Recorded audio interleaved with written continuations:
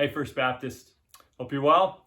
Wanted to follow up from last week and continue our conversation on pornography. We'll probably go another week, but I wanted to just continue it. Last week we talked about how massive this problem is, how widespread, how deep and multi-layered and evil, and just our need to talk about it, our need to begin to fight a battle on this front and need to help each other in that. So I want to continue that conversation, and I want to begin talking about just the battle against pornography. What do I do if I'm stuck in pornography?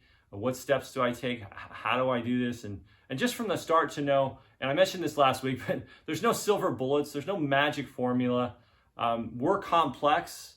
Satan is wily and crafty in his deceptions and his temptations, and our hearts are deceitful and wicked and on our own apart from Christ. And so it's going to be messy, and we may not in this life achieve like complete victory, but we're in the fight, and it's a fight that is fully worth it. And so we're going to continue that. But let me just give you today, I want you to think about this battle against pornography on two different fronts, okay? First is kind of an external battle, something that of things that we do to battle, to guard against pornography. And then the second will be kind of an internal battle that we fight.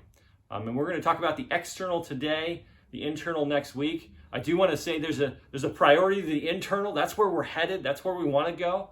But we also need the external things too. They can be helpful and just very practical in this battle. So thinking about the external battle against pornography, four things, okay?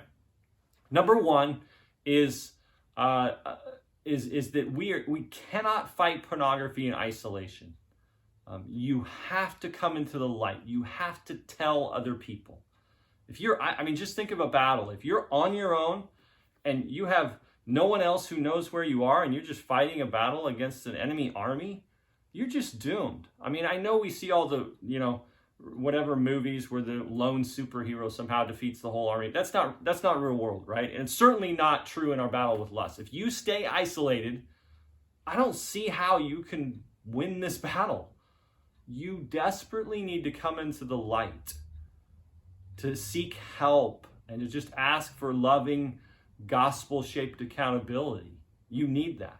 So don't fight this battle alone. Okay, just on a practical, external level, find people, tell them, I'm struggling in this area of lust. I'm falling. I need help. Will you help me? Get other people who know and are willing to help, who have some level of maturity and who are ready to point you to Christ in this. So get help, tell others, and do it together, right? So that's number one, practically. Secondly, set up protections. In other words, limit your access to pornography. Think about, where am I accessing it, when, and limit those times, limit those opportunities. A big part of this with the accessibility of pornography on the internet is limiting your access to the internet. Just limit it. Find some way to limit it. If you have to cut off internet, it'd be better for you to try to figure out how to get somewhere without maps and not be able to look up what you want to on Google than to live your life with porn taken over, right? So if you have to cut off internet, fine. If you have to, give somebody else the password to your Apple, screen time thing, it's got some amazing protections. Do that if you need to. There are great internet browsing filters and accountability sites. One's called Covenant Eyes. Look up Covenant Eyes, and there are options there where some of the services, and there's other ones out there, but they'll filter things so it just stops you from going there. And then you can also get ones that'll send emails to a partner who will be alerted if you're going on sites that are pornographic. So limit your access. Put in place some protections. If you're serious about killing sin, you'll do that. You think about that's the kind of thing the Bible calls us to, is to kill sin. Let's be serious about it. Thirdly, get busy. Stay busy. If you're idle and alone a lot, those two things kind of go hand in hand. Often that's just the opportunity for sin, right? I think that there's an old saying, idle hands are the devil's workshop. And the book of Proverbs talks about that, right? The person who is idle, they get into trouble. They fall in with evil companions. And so watch out for that.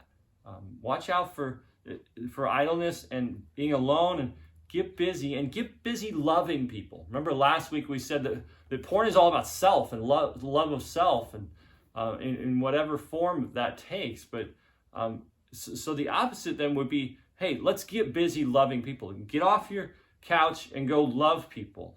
Get around people and love them.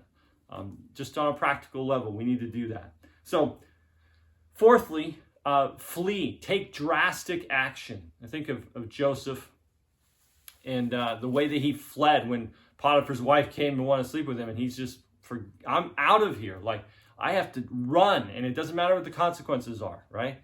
Think of Jesus, where he said, if your right hand causes you to sin, cut it off. There are huge consequences at stake here. And so take drastic action. Again, if that means cutting off your internet, if that means you just simply don't spend time alone, if that means, whatever that means, take drastic action. Don't try to protect your pride or protect conveniences. Kill sin. It's that serious. Kill sin. So there's your 4 things. And there might be more. Again, I'm just starting a conversation. But seek a sense of accountability. Come into the light with other people. Let yourself be known. Don't be isolated is number 1. Number 2, set up protections, safeguards, limit your access. Number 3, get busy loving people. Don't be alone and isolated. And then number 4 is take drastic action. Do whatever it takes. It is worth it. So remember, if you're in this struggle, there's hope. You can come to Christ and be forgiven. And he is an expert not only at forgiving, he is an expert at transforming. And so he is at work in you. He may even be using your struggle with this sin to transform you. I know that's part of my testimony. And so I'm thankful for that. And I hope you see God's hand working in the midst of that. So love you guys. We'll talk more next week about this. And thanks again. Bye.